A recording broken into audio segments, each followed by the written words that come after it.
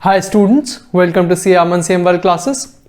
Guys, आज के video में जो टॉपिक हम लोग डिस्कस करने वाले हैं is going to be issue of shares for cash and in particular जब भी शेयर्स को इशू किया जाता है पार पे, पार और प्रीमियम के बीच में क्या फर्क होता है, एज वेल एज जब भी कंपनी शेयर्स इशू करती है तो या तो वो पैसे पूरे के पूरे लमसम में रिसीव कर सकती है या फिर फर्दर इंस्टॉलमेंट्स में रिसीव कर सकती है।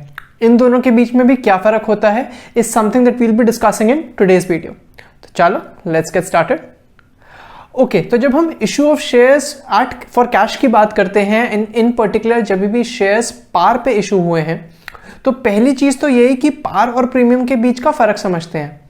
गाइस, पार सिंपली मीन कि जब भी कंपनी ने शेयर्स इशू करे और जिस प्राइस पे इशू करे is equal to the face value of the shares, तो हम कहेंगे कि शेयर्स को पार पे इशू किया गया है।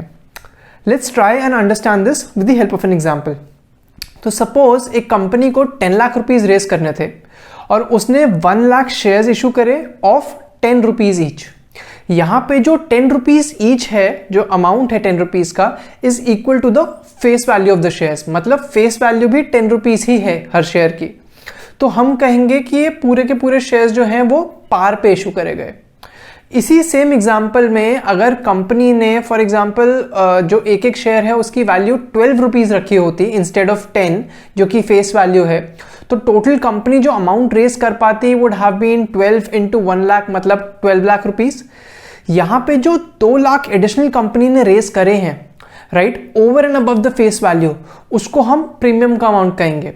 सो दिस 2 लाख जो हमने डिराइव करा इज नथिंग बट 2 रुपीज जो over and above the face value है इनटू 1 लाख शेयर्स। तो टोटल जो हमने अमाउंट रेस कर लिया वो 12 लाख कर लिया, जिसमें से 2 लाख का जो अमाउंट था वो प्रीमियम का था। तो ये हमारा बेसिक फर्क हो गया पार और प्रीमियम के बीच का, राइट। अब एक और चीज क्या होती है कि जब भी कंपनी शेयर्स इशू कर रही है और उसके अगेंस्ट उसे कैश मिल रहा है, तो ऐसा हो सकता है कि पूरा का पूरा कैश हमें लमसम में मिल जाए, एक ही बारी में सारा का सारा मिल जाए, या फिर इंस्टॉलमेंट्स में मिले। तो फॉर एग्जाम्पल अगर हम अपना पिछला ही एग्जाम्पल लें कि 1 लाख शेयर्स इशू करे गए ऑफ 10 रुपीज ईच, यहां पर जब आपको पूरे के पूरे 10 रुपीज पर शेयर के आपको सारे के सारे एक ही बारी में एप्लीकेशन के टाइम पे मिल गए हैं, तो हम कहेंगे कि लमसम में पैसे मिल गए हैं और सारा का सारा अमाउंट हमने रिसीव कर लिया है। So that will B lump sum payment वाला केस। लेकिन जब भी कंपनी ये 10 रुपीज पर शेयर को फ्रैगमेंट्स में रिसीव करती है, फॉर एग्जाम्पल 3 रुपीज एप्लीकेशन के टाइम पे कंपनी को मिले, 3 रुपीज अलॉटमेंट के टाइम पे मिले, और जो बैलेंस 4 रुपीज है, मैं अज्यूम कर रहा हूं कि 10 रुपीज पे शेयर्स को इशू किया गया है, तो जो बैलेंस 4 रुपीज है वो हमने रिसीव करा फ्यूचर में जब भी कंपनी के बोर्ड ऑफ डायरेक्टर्स को रिक्वायरमेंट थी, तो उन्होंने कॉल करा, मतलब कि रिक्वायरमेंट पे उन्होंने शेयर होल्डर्स को बोला कि आप इतना अमाउंट जो आपका अभी भी आउटस्टैंडिंग है, जितना आपको कंपनी को देना है वो आप दे दीजिए। तो जब भी फ्रैगमेंट्स में मिल रहा है तो हम कहेंगे कि the money is being received in instalments. अब दोनों केसेस का अकाउंटिंग एंट्रीज जो पास करी जाती हैं is something that we will be discussing अभी। तो जब भी शेयर्स इशू करे गए पार पे और पैसे मिले लमसम में, तो इस केस में जो पहली एंट्री पास करी जाएगी will be bank account debit to share application and allotment account. अब ये एंट्री क्यों पास हो रही है समझते हैं। कंपनी को जो पूरा का पूरा अमाउंट रिसीव हो रहा है उसकी वजह से बैंक अकाउंट बढ़ेगा, तो अकॉर्डिंगली वो डेबिट हो जाएगा, एंड बढ़ रहा है शेयर एप्लीकेशन एंड अलॉटमेंट की वजह से, तो शेयर एप्लीकेशन अलॉटमेंट अकाउंट हमारा क्रेडिट हो जाएगा। ये हो गई हमारी पहली एंट्री। जो हमारी दूसरी एंट्री होगी would be regarding issue of shares. तो जब भी शेयर्स इशू हो रहे हैं तो शेयर कैपिटल बढ़ेगी, तो अकॉर्डिंगली हमारी जो एंट्री पास होगी second would be share application and allotment account debit to share capital. जैसे कि मैंने बोला कि शेयर कैपिटल बढ़ रही है तो वो क्रेडिट होगी, अकॉर्डिंगली क्रेडिट लेग एंट्री की ये हो जाएगी, एंड जो वो बढ़ रही है वो एप्लीकेशन एंड अलॉटमेंट की वजह से बढ़ रही है, उस पर जो शेयर्स इशू करे गए हैं तो उसका अकाउंट जो है हमारा वो डेबिट हो जाएगा। So these will be the 2 entries that will be pass जब भी हम बात करेंगे कि शेयर्स इशू करे गए पार पे एंड इन पर्टिकुलर हमें पैसे रिसीव हुए लमसम में। अब जब हम अपना दूसरा केस डिस्कस करते हैं जब भी इंस्टॉलमेंट में पैसे मिल रहे हैं, so the first entry that will be passed is going to be bank account debit to share application account. पहले ही केस की तरह क्योंकि पैसे रिसीव हो रहे हैं तो बैंक अकाउंट बढ़ रहा है तो वो डेबिट हो जाएगा, और पैसे मिल रहे हैं एप्लीकेशन पे तो शेयर एप्लीकेशन अकाउंट हमारा क्रेडिट हो जाएगा। This will be our first entry.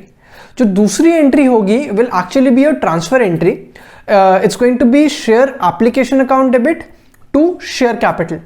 जितना भी अमाउंट एप्लीकेशन पे मिला है उसको हम ट्रांसफर कर रहे हैं अपने शेयर कैपिटल अकाउंट में, तो अकॉर्डिंगली ये एंट्री पास की जा रही है।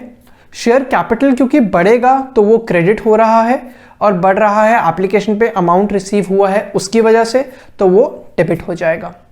The third entry that will be passing is going to be share allotment account debit to share capital account. ये एंट्री इसलिए पास हो रही है क्योंकि जितना भी अमाउंट हमें ड्यू है, अभी अलॉटमेंट पे मिला नहीं है, ड्यू है अलॉटमेंट पे, उसको हम लोग बुक कर रहे हैं, अकाउंट फॉर कर रहे हैं। So accordingly this entry will be passed. जो चौथी एंट्री पास होगी वो पैसा रिसीव करने की होगी अलॉटमेंट पे। So the entry will be passed as bank account debit to share allotment account.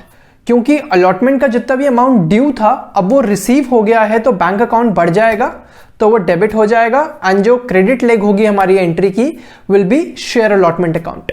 अब ये तो था एप्लीकेशन और अलॉटमेंट तक का केस। अब जो बैलेंस अमाउंट हमारा रह जाता है, मैं अभी अज्यूम कर रहा हूं कि वो हमें पूरा का पूरा फर्स्ट कॉल पे डायरेक्टर्स ने मंगवा लिया है।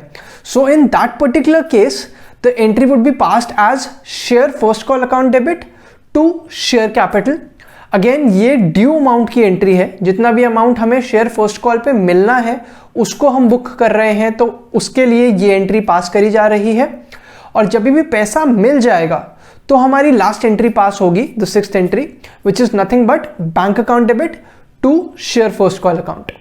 तो ये तो थी हमारी सारी की सारी एंट्रीज, मैंने जो इंस्टॉलमेंट वाले केस की बताई।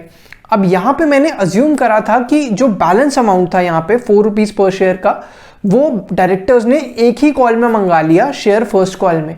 बट ऐसा भी हो सकता है कि मोर देन 1 कॉल में डायरेक्टर्स इस अमाउंट को कॉल फॉर करें, तो अकॉर्डिंगली एंट्री ज्यादा हो जाएगी या बढ़ जाएगी वो क्वेश्चन आपको डेफिनेटली बता देगा पहले ही। तो ये था हमारा पूरा का पूरा अकाउंटिंग ट्रीटमेंट जब भी शेयर्स को इशू किया जाता है फॉर कैश और एट पार जो है वो हमारा इन पर्टिकुलर केस रहता है। That's it from me as far as this video is concern. Thank you so much for watching. Until next time, bye-bye.